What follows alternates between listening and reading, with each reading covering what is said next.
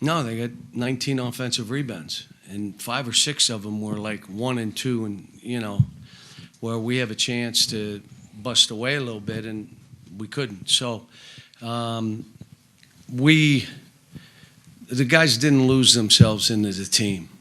Whatever the team needs me to do for us to win, we didn't play that way, and it's good for me to see, and it's good for them to see. Individually, when you do that and you're playing for yourself, it's hard.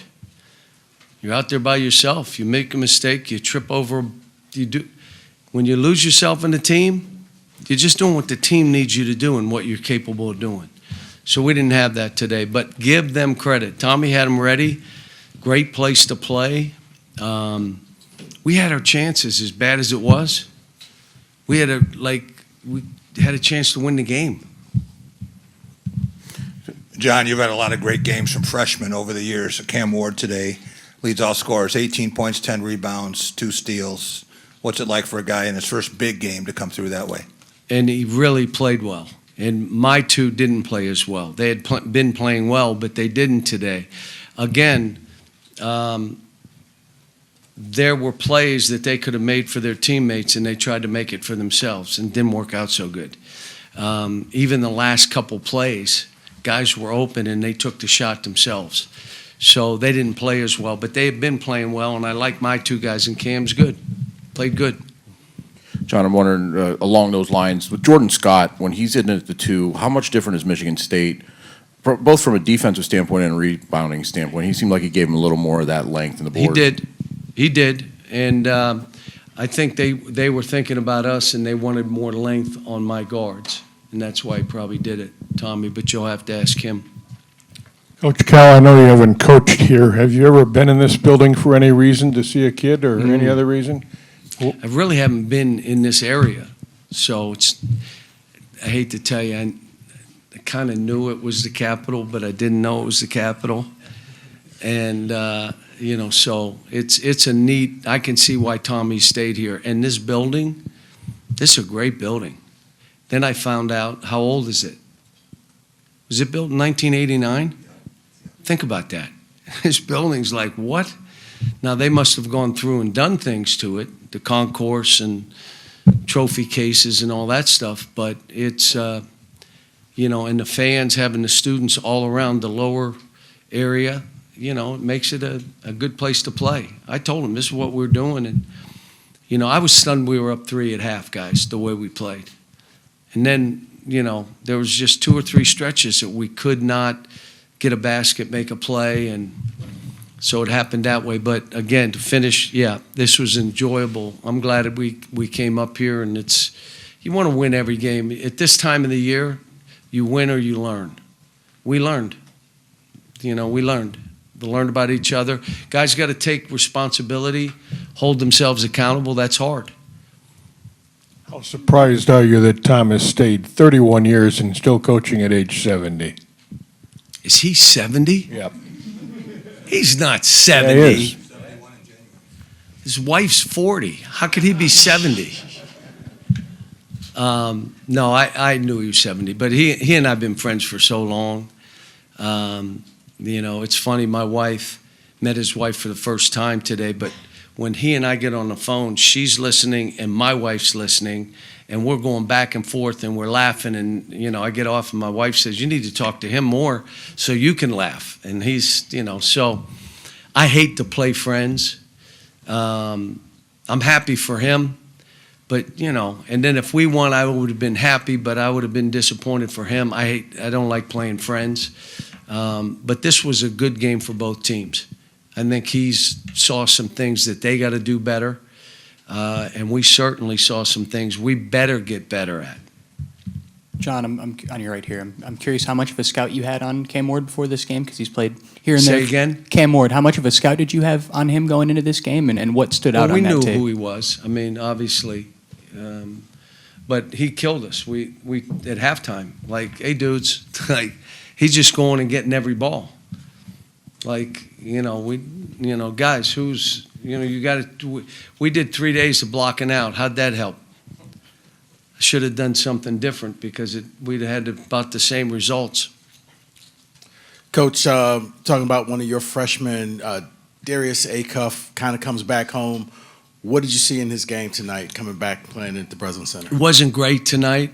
I mean, he, critical time stuff, took some shots. I appreciate he and Malik are not afraid to take game kind of winning shots, both of them. But when you fought to get back in the game, you can't take a quick one, and he did it. A couple layups they missed, but he's a really good player. Really good. Did not play great today, but look, the best players I've coached have had to get hit in the mouth. Had to get hit in the mouth. And then you either know you're not delusional, you accept, and you say, all right, that ain't going to work. I got to get better. He's talented that way. And both of the kids I have are very smart. So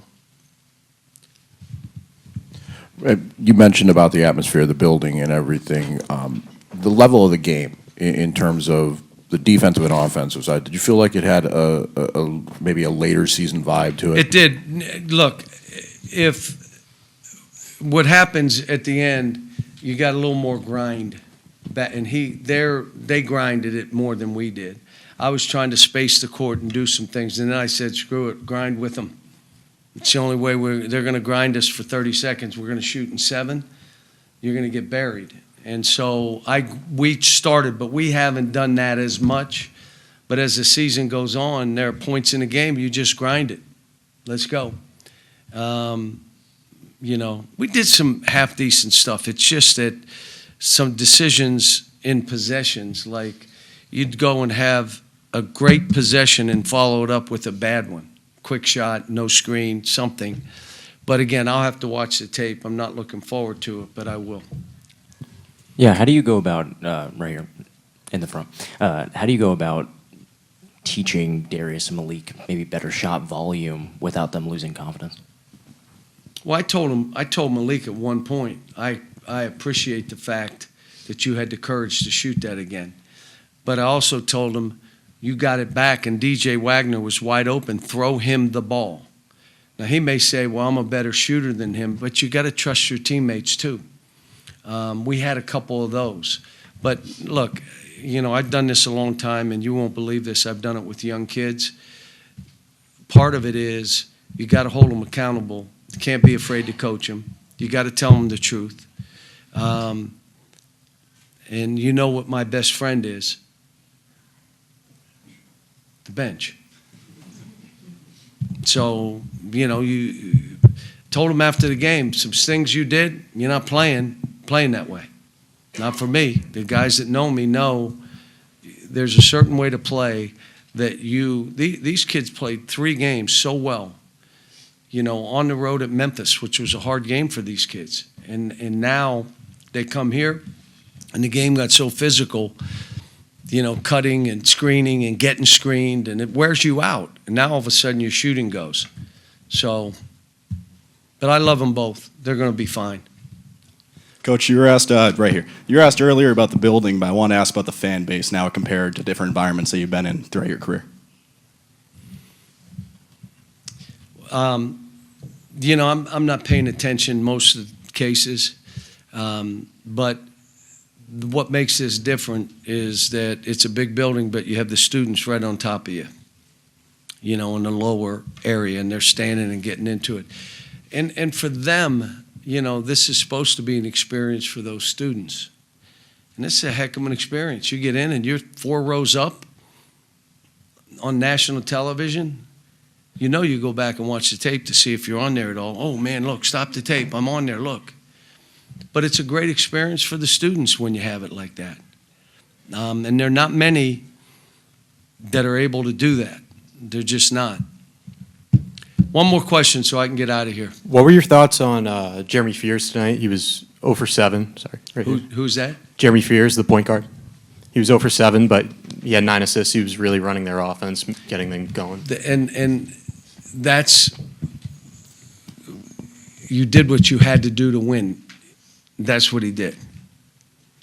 And we went over pick and rolls. We probably should have been going under, and then we started going under. But that's what a player should be doing. I didn't make any shots, but I rebounded, I dove on the floor, I came up with balls, I created shots, and I missed every shot. But we won. I am happy. That's what a good player does. Thanks, folks.